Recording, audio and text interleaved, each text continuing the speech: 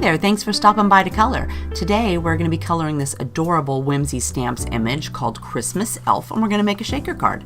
So for my skin tone, I'm going to use V20, E11, E21, E00, E000, and then for the cheeks I'm going to use R20 and R30. So I went ahead and I stamped my image there on some Neenah 80-pound Solarite cardstock with some Memento Tuxedo Black ink. All of the colors I am using will be listed over on the store blog on a pin card at the bottom of the post. If you would like to head over there and grab that and save it to your Pinterest board, it's a quick and easy way for you to go back later and say, oh, I want to try this skin tone, or I want to try the color of his shirt or something like that. I find that much easier than all the post-it notes I had laying around on the floor or on my desk. They were just piling up. So now if I find a skin tone I like on someone's card, I just pin it on my pin board, and then later on I can go through when I'm looking for a red color or a blue color or something like that, and I can just go ahead and grab that off of there and see what colors there are and try it out. I also have a swatch book that I use that I could put my hair tones in that I've tried out, so I actually color them up and then I put them on a little card and I put them in a photo album so that when I'm looking for a hair that I want to do, I can just flip through the book and quickly find a color that I like. So there I'm just adding some cheek color. And I decided his nose wasn't quite dark enough, so I'm going to just add a second coat on that so that we can darken it up a little bit. Next, we're going to do his hair. For that, we're going to use E53 and E51. Something quick and easy. He doesn't have too much hair there, so I'm just doing a quick layer of the E53, and then I'm going to do a quick swipe over it with my E51, and then I'm going to go back and add just a little bit more of the E53 to darken it up just a little bit.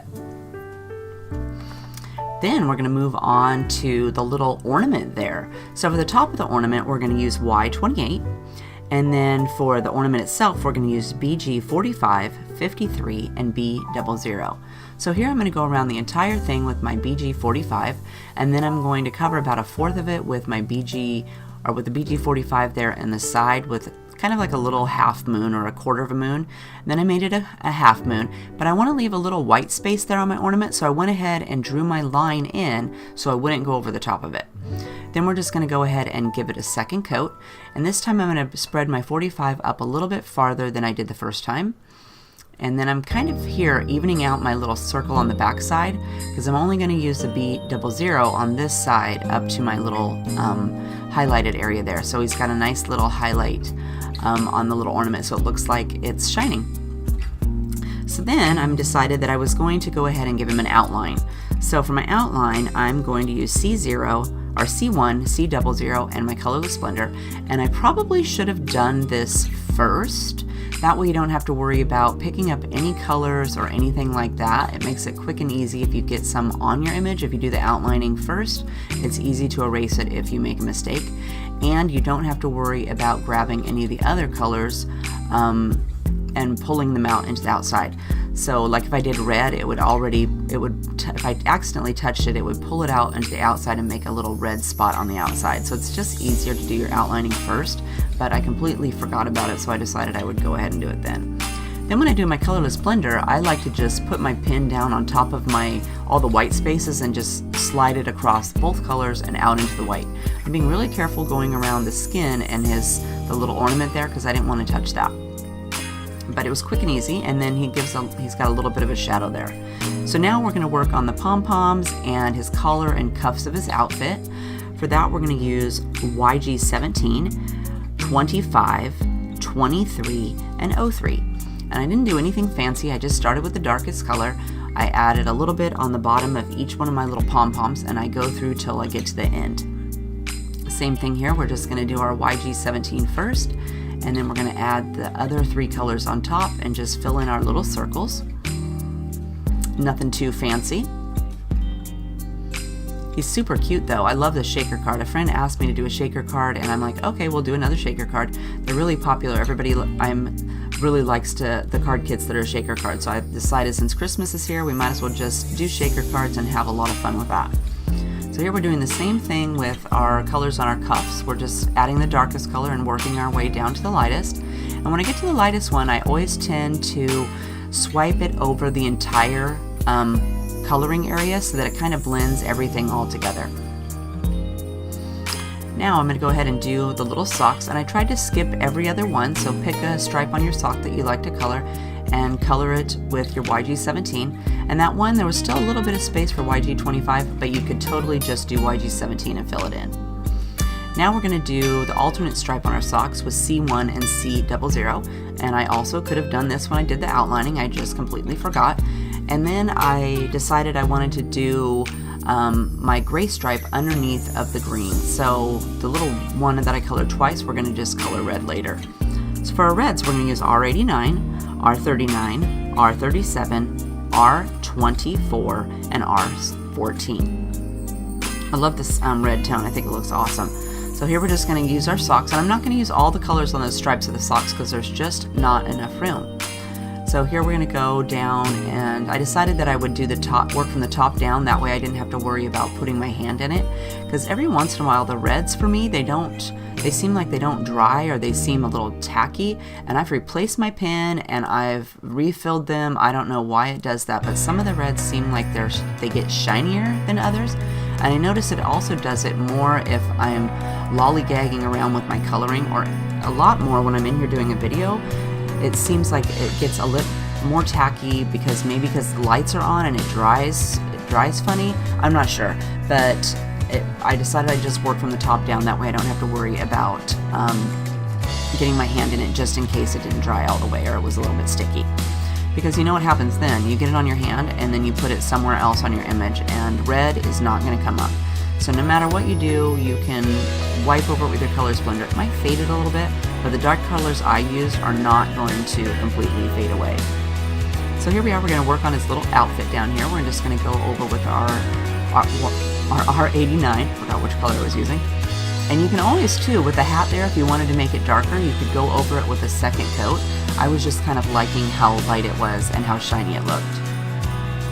I also sometimes go over, after I've colored it, I'll go back with the darkest color and add just the dark shadow lines back in. Just depends on what kind of mood I'm in. I don't have any rhyme or reason of why I do it. I just sometimes throw it in there. So the top of his arms there on his body, I decided that I would go ahead and finish coloring in his outfit, since it's pretty dark up there. But I went ahead and I went over it with the next colors, even though it was already filled in, so that it would smooth out some of that coloring. I'm going to finish that up with my R14, and even though I finished up all the coloring, I'm going to go ahead and go over it with my R14 color, so to blend some of those colors in. I'm going to go down here and we're going to color his cute little shoes. Aren't those things adorable? And those were really fast. I try to keep my dark colors towards the bottom, and then we're going to add our next dark color onto the top. And then we're going to put the R37 in here, and I'm kind of filling in towards the back because all of that stuff's going to be more in shadow, so we're going to put that way in the back, and then leave just a few little spots for our lightest colors here towards the tops. Quick and easy.